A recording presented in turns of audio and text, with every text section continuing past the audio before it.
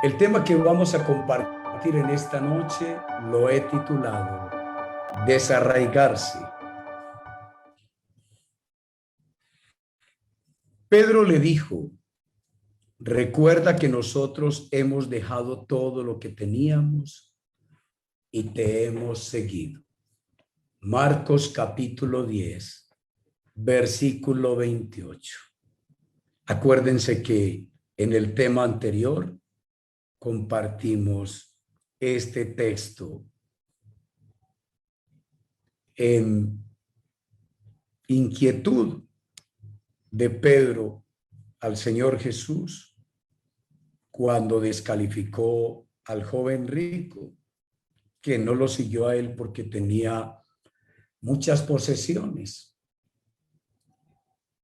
Entonces dijo Jesús, es más fácil que pase un camello por el ojo de una aguja a que un rico se salve.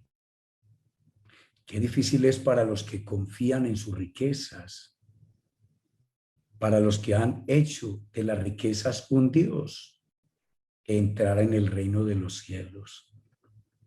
Entonces los apóstoles dijeron, imposible. Entonces, así que, ¿quién se puede salvar si no se salvó este muchacho que guardaba los 10 mandamientos desde la adolescencia? Y Jesús dice, lo que para ustedes es imposible, para Dios no, porque todas las cosas son posibles para Dios. Entonces Pedro dijo, recuerda que nosotros hemos dejado todo lo que teníamos y te hemos seguido. Marcos 10, 28. A esto el teólogo y exégeta alemán Gerd Tyson, en su libro Estudios de Sociología del Cristianismo Primitivo, se refirió con las siguientes palabras. Los dichos de Jesús sostienen un etos de desarraigo. Ese término etos tiene que ver con lo que es común a un grupo de personas en cuanto al comportamiento o los hábitos o el estilo de vida que los caracteriza, que los distingue a ellos. Así es de que los dichos de Jesús crean un estilo de vida, unas costumbres en la comunidad de sus discípulos, como lo vamos a ver, y como bien lo anota aquí el teólogo alemán Gerd Tyson. La llamada al seguimiento, dice Tyson, significa el abandono de la stabilitas loci. ¿Y qué significa stabilitas loci? Significa, esa es una palabra del latín, ethos es una palabra griega y stabilitas loci es una palabra latina que significa estabilidad local, estabilidad de lugar o atado a un solo lugar. ¿Sabe quiénes pusieron en práctica eso de atarse a un solo lugar? El monacato. Los monjes y las monjas hacían votos para arraigarse a un edificio, a un terreno y establecerse en ese lugar y quedarse estables. Era parte de los votos que hacían y de los votos que hacen. Incluso las llamadas monjas de clausura practican ese stabilitas loci, que es todo lo contrario a lo que Jesús ordenó a sus seguidores en un comienzo, en un principio. Por eso Tyson dice, la llamada al seguimiento significa el abandono de la stabilitas loci, es decir, dejar el lugar de crianza, romper, abandonar o perder un sitio que te da seguridad, abandonarlo. A eso invitó el Señor Jesús a todos sus seguidores, a perder, abandonar sus raíces, domicilio, familia, amigos, empleo, trabajo, negocio, pueblo, ciudad. ¿Sí? Es dejarlo todo por él. Estabilitas, Lochi, lo llama Tyson. Los llamados abandonan barca, campos, mesa de impuestos, casa, dice el teólogo sociólogo. Un seguidor recibe de Jesús la siguiente información: las zorras tienen madrigueras y los pájaros del cielo nidos, pero el Hijo del Hombre no tiene donde poder reclinar su cabeza. Mateo 8:20. Este desarraigo en el seguimiento de Jesús no se practicó solo en los tiempos de Jesús. La didaqué o didaqué conoce, por ejemplo, carismáticos cristianos itinerantes, de los que afirma que practicaban los tropos curio, los tropos quirio, el estilo de vida del Señor. Didaqué o didaqué 11:8. La didaqué fue un escrito de la segunda generación de discípulos después de la partida o de la muerte de los apóstoles, escrita hacia el año 110 después de Cristo. Y nos dice este teólogo sociólogo que la didaqué conoce, por ejemplo, carismáticos cristianos itinerantes, es decir, que se desarraigaban e iban de pueblo en pueblo, de ciudad en ciudad, como lo hicieron los discípulos del Señor, abandonando domicilio, empleo y todo para servirle al Señor en este estilo de vida. La palabra tropos, del griego tropos kirio, quiere decir modo de vida. Tropos es modo, es manera, es estilo. Es decir, es que dejaron el modo, la manera, el estilo de vida propio, ¿sí?, que tenían ellos, se desarraigaron y siguieron el estilo de vida propio de nuestro Señor Jesucristo. Con esta ubicación nuevamente en el enfoque de discipulado de Jesús, veamos el llamado que Jesús le hizo a Mateo el evangelista, conocido al comienzo de los evangelios de Marcos y Lucas como Leví. En Lucas 5, 27 al 32, dice la Escritura: tiempo después, al salir de la ciudad, Jesús vio a un cobrador de impuestos llamado Leví, sentado en una cabina de cobrador. Sígueme y sé mi discípulo, le dijo Jesús. Entonces Leví se levantó, dejó todo y lo siguió. El nombre Leví, acuérdense que de los 12 hijos de Israel o de Jacob, uno se llamaba Leví y su nombre significaba unir, nombre que le colocó la madre porque dijo: ya le he dado 3 hijos a mi esposo Jacob, que vivía enamorado de Raquel. Entonces Lía dijo: ya le he dado 3 hijos a mi esposo, ahora sí, este tercer hijo nos va a unir, porque Jacob prefería a Lía, perdón, a Raquel, y menospreciaba a Lía o a Lea. Entonces, Leví era el nombre de San Mateo antes de su conversión. Por eso, cuando Jesús lo ve sentado en el banco de los tributos públicos, porque él era recaudador de impuestos, ahí lo había contratado Herodes Antipas, que era el gobernador justamente de Galilea. Leví trabajaba en Capernaum o en Cafarnaún, una ciudad por donde tenían que pasar todas las personas de la provincia con mercancías. Y este hombre había logrado que Herodes Antipas, el hijo del rey Herodes, el padre, el que mandó matar a los niños, lo contratara y le permitiera a él desarrollar esa actividad de ser cobrador de impuestos. Muchos de estos cobradores de impuestos se hicieron ricos.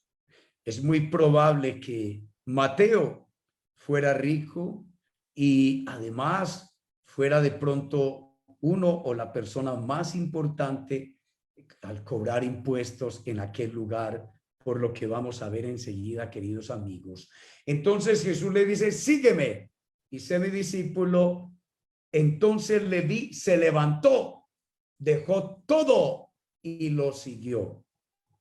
Amigos, Mateo, al igual que todos los apóstoles, habían conocido a Jesús antes de que él los invitara al desarraigo, abandonar su ethos, su estabilitas loci, es decir, la estabilidad que tenían en su ciudad, en su localidad, en su lugar, la seguridad que tenían en su empleo, en su negocio, en su casa, en su familia, en su domicilio, en su ciudad. Jesús, que también había dejado todo en Nazaret para seguir la voluntad perfecta de Dios. Ahora invita a estos hombres a imitarle, a seguir su modo de vivir, su tropus quirio, como lo aprendimos, y es su estilo, su manera de seguir, de vivir de nuestro Señor Jesucristo, imitarle. Queridos amigos, Mateo ya había escuchado a Juan el Bautista decir también que Jesús era el Mesías, o le habían dicho alguno de los discípulos de Juan, entre los que estaba Mateo, que se había bautizado con Juan el Bautista, porque todos los publicanos cuando Juan bautizaba fueron al bautismo y escuchaban a Juan con respeto.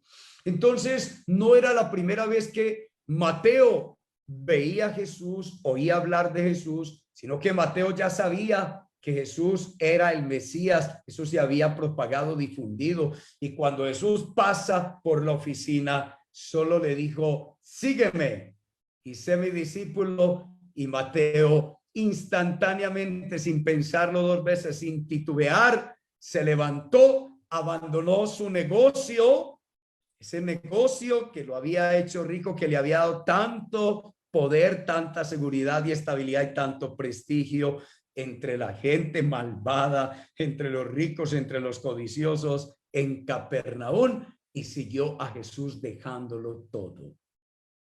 Más tarde, Leví dio un banquete en su casa con Jesús como invitado de honor. Muchos de los cobradores de impuestos, compañeros de Leví, y otros invitados comieron con ellos. Esto fue una gran fiesta, como lo va a comentar Mateo y Marcos de este mismo relato. Fue una gran fiesta pomposa. Realmente, Mateo vivía en una mansión lujosa, como da a entender el texto griego, queridos amigos. No nos extrañemos que fuera el jefe de los publicanos que se había convertido en aquella ciudad, como también Zaqueo, de Lucas 19, 1 al 10, jefe de los publicanos en Jericó, se convirtió al Señor. Sobre él vamos a ver detalles también después. Entonces, Mateo hace una fiesta, invita a todos sus colegas de oficio, sus compañeros y amigos, y también a muchos pecadores a la gran fiesta para presentarles a todos ellos a Jesús. Eso es muy importante, amigos, que cuando nosotros conocemos a Jesús, nos convertimos a Él y le seguimos a Jesús como discípulos. Entendemos el Evangelio. Se da una transformación de vida. Hay en nosotros un desarraigo también, no idéntico, al de los primeros discípulos, pero hay cosas también en las que nosotros debemos romper. Hay raíces, eso es desarraigarse. Desarraigarse es cortar las raíces, queridos amigos. Hay raíces generacionales, hay raíces religiosas, hay raíces tradicionales, hay un ethos de costumbre, de cultura, de sociedad, de valores y más bien de antivalores, como los que vivimos en Colombia. Antivalores a los que debemos renunciar para seguir a Jesús. Y a veces también hay que hacer rupturas psicoafectivas con amigos y miembros de la familia que no van a querer que tú sigas a Jesús al pie de la letra, que te hagas tu discípulo, su discípula auténtico, verdadero, rompiendo con esquemas mentales, con paradigmas mentales, con patrones de comportamiento, de conducta, con hábitos, con costumbres que se oponen abiertamente al estilo de vida de Jesús y al estilo de vida de la comunidad de discípulos de Jesús. Queridos hermanos, Altropus Kyrio. Entonces, miremos lo que sigue aquí. Así que los fariseos y los maestros de la ley religiosa les reclamaron severamente a los discípulos de Jesús diciéndoles: ¿por qué comen y beben con semejante escoria? Jesús les contestó, aunque no se refirieron a él, sino a los discípulos de Jesús. Les contestó el Señor: la gente sana no necesita médico, los enfermos sí. No he venido a llamar a los que se creen justos como ustedes, sino a los que saben, a los que tienen conciencia que son pecadores y necesitan arrepentirse. Como ustedes se creen buenos, como ustedes se justifican a ustedes mismos delante de Dios. Sí. Entonces, ustedes no entienden cómo están realmente delante de los ojos de Dios. Y como alguien dijo alguna vez en mi país, ustedes no saben quién soy yo. Jesús conocía el corazón de todos los hombres, nos va a decir Juan en su evangelio en el capítulo 2, los versículos 23 al 25. La identidad característica de la comunidad de discípulos del Señor Jesús fue el desarraigo. Repito, amigos, la identidad característica de la comunidad de discípulos del Señor Jesús, el estilo de vida, el comportamiento, la personalidad común que incorporaron de su Maestro Jesús todos sus seguidores. Tal y como lo hizo primero el Señor Jesús, fue el desarraigo. El Señor Jesús dejó todo para hacer la voluntad de Dios, acordémonos. Dejó familia. Él estaba en el taller de Nazaret, en la casa de Nazaret, viviendo con su madre María. Cuando fue al Jordán a bautizarse y ya no regresó a seguir viviendo con su madre María. Abandonó su familia, la casa, domicilios, profesión, tierra, pueblo, vecinos, amigos de crianza. El Señor dejó todo. Dejó Nazaret y cortó con todos los vínculos afectivos o psicoafectivos de familia y de crianza. Lo mismo hicieron sus discípulos.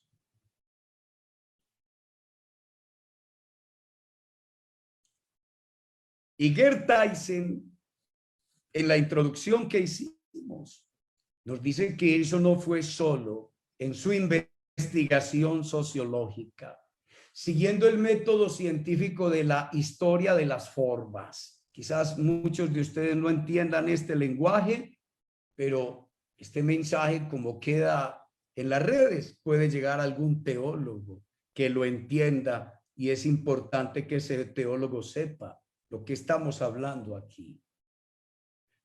Y que sepa que Gerd Tyson, bien conocido en el mundo cultivado de la teología, que hizo el primer estudio de sociología de los primeros cristianos, un estudio científico, profesor en Heidelberg, la universidad de Alemania más antigua, dice que el ethos, la costumbre de los discípulos de Jesús, fue el desarraigo, el dejar las raíces, el abandonar sus orígenes, el romper con ellos, sin hacer duelo, sin ponerse tristes, porque a quien lo desarraigan violentamente se pone triste, se siente víctima de la violencia, como en Colombia. En Colombia hay muchos desarraigados de la tierra, de la familia, de su identidad de pueblo, de cultura. Y les toca salir a muchos campesinos abruptamente a vivir en otra ciudad. Muchos venezolanos han sido desarraigados. Muchos colombianos han sido desarraigados y viven en el exilio. Eso es desarraigo, hermanos. Jesús le pidió a sus seguidores desarraigo, ruptura con la familia, con el padre, con la madre, con los hermanos, con las hermanas, con los hijos, con las hijas, con el esposo, con la esposa, con los compañeros de trabajo, con los empleadores. Mateo no le presentó su renuncia oficial al rey Herodes Antipas. No se despidió de la familia, de su esposa, de sus hijos, de su padre, de su madre. Se fue detrás de Jesús, imitando al maestro, copiando su mismo estilo de vida, como en griego lo dice Tyson. Tropus Kyrios. Siguió al Señor Jesús, a la manera de Jesús, al estilo de vida de Jesús. Copió el modo de vida de Jesús, lo que le dio a hacer a su maestro. Eso fue lo que hizo él. Pero Tyson dice, señores, esto no fue solo de los apóstoles que siguieron a Jesús. Después, hacia el año 110, cuando se escribió la Didaqué o la Didaqué, allí se da testimonio también de discípulos de Jesús, itinerantes, desarraigados también de su etos cultural, de su familia, de sus costumbres, de su profesión antigua, de todo lo que tenían. Renunciaron a todo para convertirse en discípulos de Jesús, discípulos predicadores itinerantes, carismáticos, llenos del Espíritu Santo, que no se quedaban en una ciudad, sino que buscaban la siguiente ciudad donde predicar el evangelio a personas que no habían escuchado el evangelio.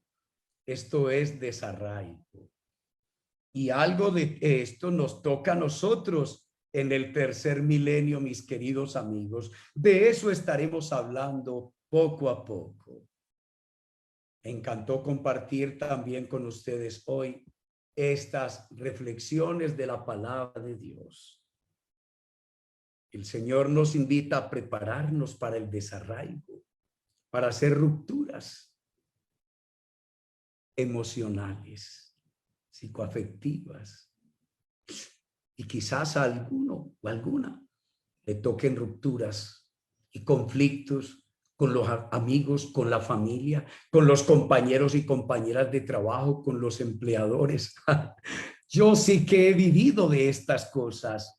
en 39 años que llevo de servicio al Señor, procurando seguirle a Jesús, seguir su ejemplo de vida, su estilo de vida, no en mis fuerzas, sino por la gracia de Dios, por el poder de Dios, por las misericordias de Dios, porque yo también soy un hombre frágil, débil, incapacitado, con limitaciones, salvado por la gracia y las misericordias de Dios. Me encantó estar con ustedes. Les espero mañana, con el favor de Dios, en otro capítulo más de Los Secretos de Dios. Y ojalá me acompañen en la oración a las 5 de la mañana. Chao, bendiciones.